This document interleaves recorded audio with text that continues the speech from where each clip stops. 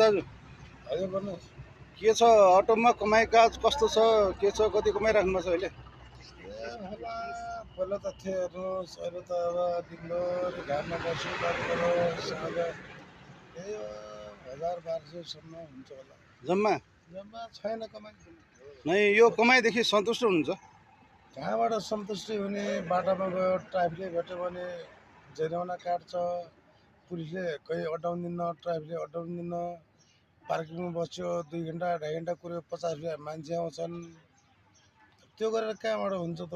के हामीलाई जामनलाई त्यहाँ रोकिदिनु भए हुन्छ? नै तपाईँलाई अब हाम्रो अटोको सहजीकरणको लागि कस्तो भइदिए हुन्छ जस्तो लाग्छ त अब जहाँसम्म लाग्छ, अब सबभन्दा हाम्रो पुलिस ट्राफिक भाइहरूले जानेर मान्छे झराउनु लाग्यो चढाउनु लाग्यो सिटी फुक्दिनुहुन्छ, डरले भाग्नु पर्ने हुन्छ। त्योभन्दा बरु एकछिन ल मान्छे हाल्छ भन्यो हुन्थ्यो के र? नै हाम्रो ट्राफिक पुलिसहरूले त हामी भनेको तपाईँहरूको साथी हो भन्नुहुन्छ त फेरि किन डराउनु पर्यो तपाईँहरूलाई पुलिस उहरूसँग साथी त हो, चाहिने बेला साथी हो, तर कस्तो भने डर त लागिहाल्छ नि। बाटोमा यहाँनिर के करछ भन्छ, भनेर के करछ भन्छ, अनि ओइ यहाँ किन अड्डाएको भन्छ। अब अटो चलाउन अटो ड्राइभर पनि सारा सबै साइकल चलाउनेसितले हेला गर्छन्। अनि एउटा कुरा तपाईँहरूको पनि गल्ती छ फेरि है तपाईँहरूले प्यासेन्जर पायो भन्दैमा 8 जना 10 जना हाल्ने पनि त होइन नि त्यो त कसले हाल्यो भने त त्यसलाई हेरेर कारवाही गर्नु पर्यो नि।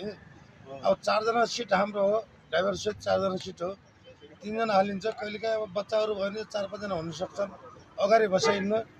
अब अगाडि बसाएको धेरै हालेको मान्छेलाई उसले हेरेर कारवाही गर्नु पर्यो, त्यही हो। नै अब अहिले भनाइमा के आइरहेछ भने अटोवालाहरूले धेरै लापरवाही गरिरहेछ अटो बढी भयो तुलसीपुरमा भन्छ हाम्रो अब स्थानीय सरकारले अथवा नगरपालिकाले यसको लागि तपाईँ के भन्न चाहनुहुन्छ त अटो बढी भयो त अटो बेच्नु नपऱ्यो कम्पनीले, यतिका अटो बेच्नु भएन। नत्र सबको व्यवसाय यही छ। ल ड्राइभर छोडेर अटो चलाउनु परेको छ, कुनै व्यापार छोडेर अटो चलाउनु परेको छ। अब त्यो अटोबाट केही न केही घरमा 2-4 रुपियाँ होस्, दिनमा 4-5 सय होस् भनेर हामीले गर्ने, तर हामीलाई बाटोबाट अब अवरोध भइरहन्छ। त्यसलाई हामीले के गर्नु? यस्तो छ।